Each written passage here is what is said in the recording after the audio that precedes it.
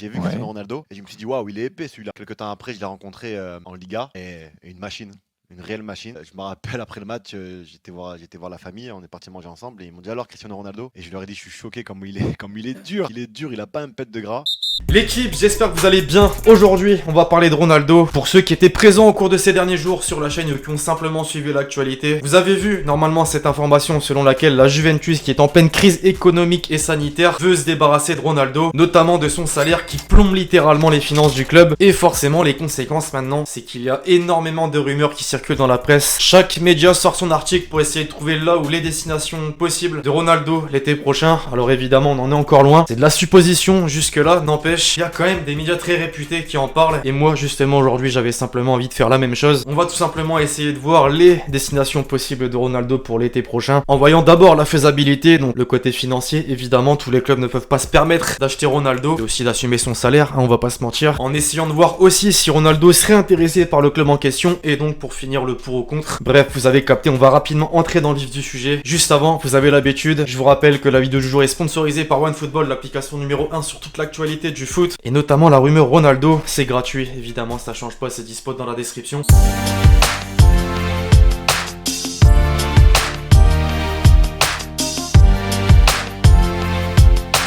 Et si Ronaldo revenait à Manchester United, ce serait fou, on est d'accord. Le club avec lequel il s'est montré au monde entier, où il a fait tout simplement ses grands débuts, où il a vécu ses premiers succès. Et bien figurez-vous que c'est pas une parole que je balance comme ça, non, puisque les médias anglais, et même Sky Sports, média très réputé, a fait part de cette information selon laquelle une offre aurait été formulée par les Red Devils récemment pour Ronaldo justement. Alors on le sait, c'est plus une surprise, les clubs du monde entier ont été impactés financièrement par la crise sanitaire. Par contre en Angleterre, je vous rappelle simplement que Chelsea a déboursé plus de 200 millions d'euros sur le dernier marché des transferts cet été. Et c'est pas le seul club qui a encore un portefeuille bien garni. Manchester a les moyens d'assumer le coût du transfert, mais également son salaire. Reste finalement à connaître la décision du joueur en question. Est-ce qu'il serait pour un comeback à Manchester United? Bah ça on le saura prochainement, un petit avis dans les commentaires.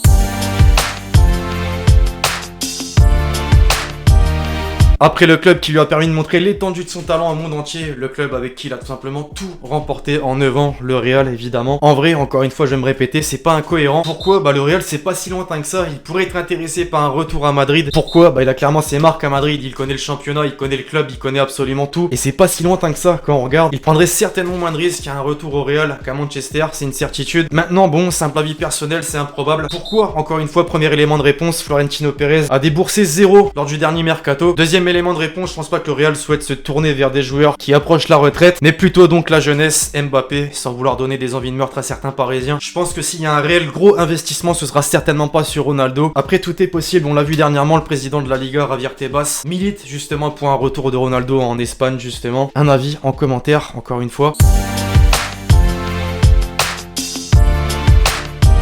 Après Ibrahimovic, Neymar, imaginez Ronaldo en Ligue 1 Uber Eats. C'est dur en vrai, Ronaldo, Ligue 1 Uber Eats.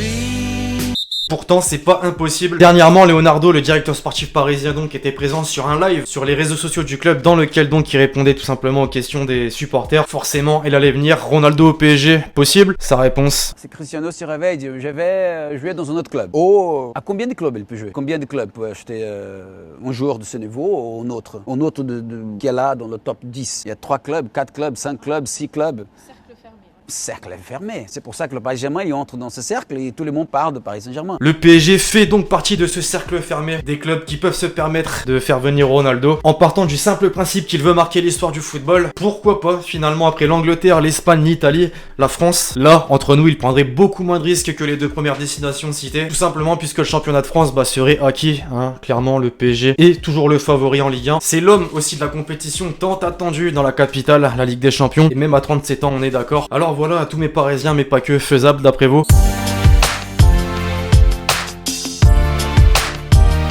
Au vu de la forme actuelle de Ronaldo, c'est certainement la destination la moins probable de cette vidéo, je la cite quand même, la MLS, et en particulier, vous l'avez vu, le logo de l'Inter Miami, pour moi, ce club va devenir, et est déjà, je pense, le club des fins de carrière de grands joueurs. Le Z, d'ailleurs, a déjà tenté le défi, mais s'est vite ennuyé pour un retour en Europe. Pas grand chose à dire, finalement, en termes de salaire, je pense qu'on peut le contenter facilement. En termes de défi, de challenge, par contre, je viens de le dire, beaucoup moins. Alors je pense que ça va attendre, et c'est pas pour le moment, pas pour cet été du moins.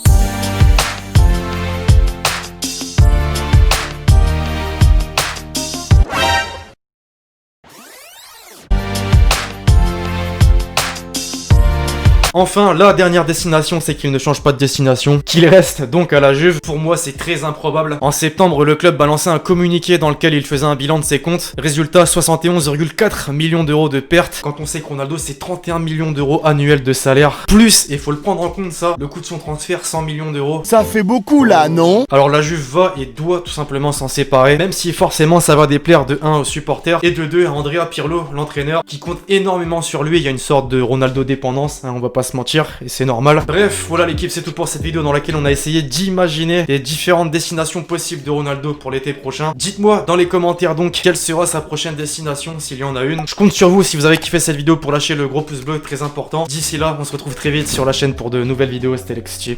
Ciao ciao.